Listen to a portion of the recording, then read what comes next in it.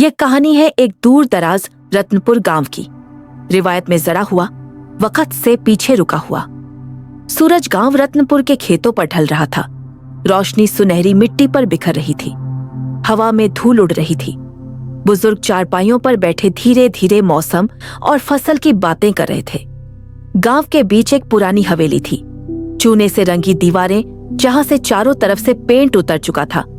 पुराने लकड़ी के दरवाजे और नीम का एक बड़ा पेड़ उसके सामने चुप खड़ा था। उसी हवेली के आंगन में बाबा रतन खड़ा था। एक हाथ में लकड़ी की लाठी, चेहरे पर वक़्त की लकीरें, लेकिन आंखों में अब भी पहचान और गुरूर। उसकी 3 बेटियां उसके सामने बैठी थीं। जन्नत बड़ी बेटी, बावकार लेकिन सख्त मिजाज। रुखसाना दरमियानी बेटी, खूबसूरत लेकिन ठंडी तबीयत। नूर सबसे छोटी, सीधी सादी, खामोश और सबसे सच्ची। बाबा रत्न ने आवाज बुलंद की, मेरा वक्त खत्म हो रहा है। मैं चाहता हूं कि अपनी जमीन अपनी आंखों के सामने बांटूं, मगर पहले बताओ तुम लोग अपने बाप से कितनी मोहब्बत करती हो। सबसे पहले जन्नत बोली, मीठी बातें लेकिन चेहरे पर बनावट। आप ही मेरी दुनिया है बाबा, आपके बिना मैं कुछ भी नहीं। फिर रुखसाना बोली, आप वो आसमान है जिसके नीचे मैं सांस लेती हूं, वो जमीन जिस पर मैं चलती हूं। आखिर में नूर ने देखा, सीधी बात की, बिना मुस्कुराए। मैं आपसे वैसी मोहब्बत करती हूं जैसी एक बेटी को करनी चाहिए, न ज्यादा न कम। मैंने कभी झूठ नहीं बोला और कभी बोलूंगी नहीं। आंगन में खामोशी छा गई। बाबा रतन की आंखों में गुस्सा भर गया। सबके सामने मुझे शर्मिंदा करती हो? तुम मेरे खून की औलाद होकर ये कहती हो? गुस्से में आकर उसने जमीन जन्नत और रुखसाना के दरमियान बांट दी। नूर को उसने विरासत से निकाल दिया। सुबह तक ये घर छोड़ दो, तुम अब मेरी बेटी नहीं हो। नूर ने सिर झुकाया, आंसुओं को रोका और वहां से चली गई। नूर ने अपना छोटा सा थैला उठाया और बिना किसी शिकायत के हवेली छोड़ दी। गांव के कोने पर नईम खड़ा था, एक स्कूल टीचर, सीधा सादा मगर ईमानदार, बहुत सादगी के साथ। उनका निकाह हुआ। वो दोनों एक छोटी झोपड़ी में बस गए। 2 कमरे, टिन की छत और आंगन में सब्जियों का छोटा बाग। जिंदगी सादगी में थी, मगर जो टूट चुका हो उसका साया कभी चैन लेने नहीं देता। हवेली में अब बाबा रत्न एक पुरानी याद बन गया था।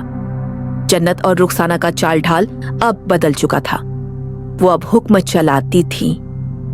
रतन जब पानी मांगता तो कोई आस पास नजर न आता।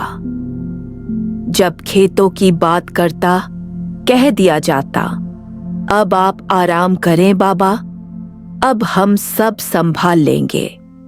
नौकर चुपचाप काम करते, उनकी हंसी छुपकर गूंजती। रतन सब महसूस करता, लेकिन उसकी अना उसे चुप रख लेती। बरसात का मौसम आया, साथ में मनहूसियत भी। एक रात झगड़े के बाद बाबा रतन को घर से निकाल दिया गया। बारिश टपक रही थी, बिजली चमक रही थी और वह कीचड़ में अकेला चल रहा था। सब कुछ दिया मैंने, सब कुछ, और बदले में ये मिला। वह नीम के पेड़ के नीचे खड़ा बड़बड़ा रहा था। अचानक नीचे गिर गया और बेहोश हो गया। तभी एक साया करीब आया। वकास, पुराना वफादार नौकर, जो अब फकीर के भेस में वापस आया था। उसने चुपचाप रतन को उठाया, एक पुराने झोंपड़े में ले गया, आग जलाई। आपको यूं ही मरने नहीं दूंगा बाबा। वकास ने एक खत लिखा और नूर के पास एक बच्चा भेजा। बच्चे ने नूर को खत दिया। जब नूर ने खत पढ़ा, उसकी आंखों में आंसू भर आए। वो अब भी मेरे बाबा हैं। उसने नईम की तरफ देखा। नूर को रोते देखकर नईम की आंखें भीग गईं। उसने उसे जाने की इजाजत दे दी। नूर ने अपना बैग उठाया और रवाना हो गई। नूर ने बाबा रत्न को बेहोशी में पड़ा पाया। उसने उसके पांव धोए, गरम दाल बनाई और माथे पर गीला कपड़ा रखा। रतन ने आंखें खोली। उसके सामने वही चेहरा था जो सच बोलता था।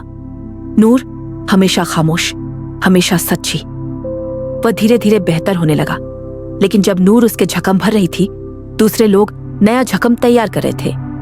रात के अंधेरे में रहील, जन्नत और रुखसाना एक टेबल के इर्द गिर्द बैठे थे।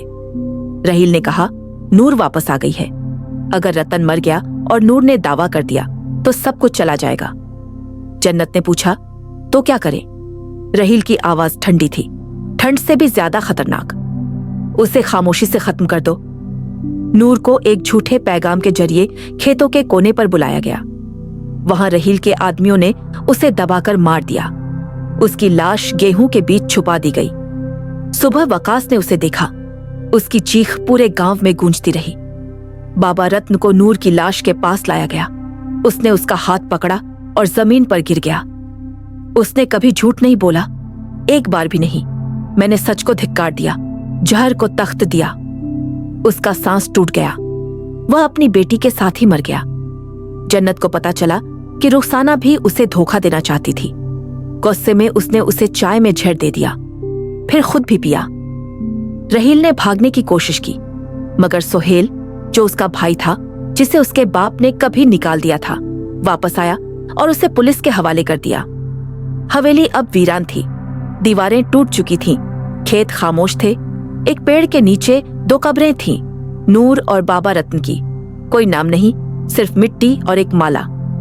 सोहेल करीब एक छोटा सा पौधा लगा रहा था। वकास छुपकर फूल रखता है। एक बच्चा आता है और पूछता है, ये कौन थे? वकास हल्के से मुस्कुराता है। वो जिन्होंने मोहब्बत की और सच बोला, बेगर्ज और बेआवाज। धूप खेत में सुनहरी चादर की तरह बिखर जाती है। हवा में उदासी की एक गहराई रह जाती है।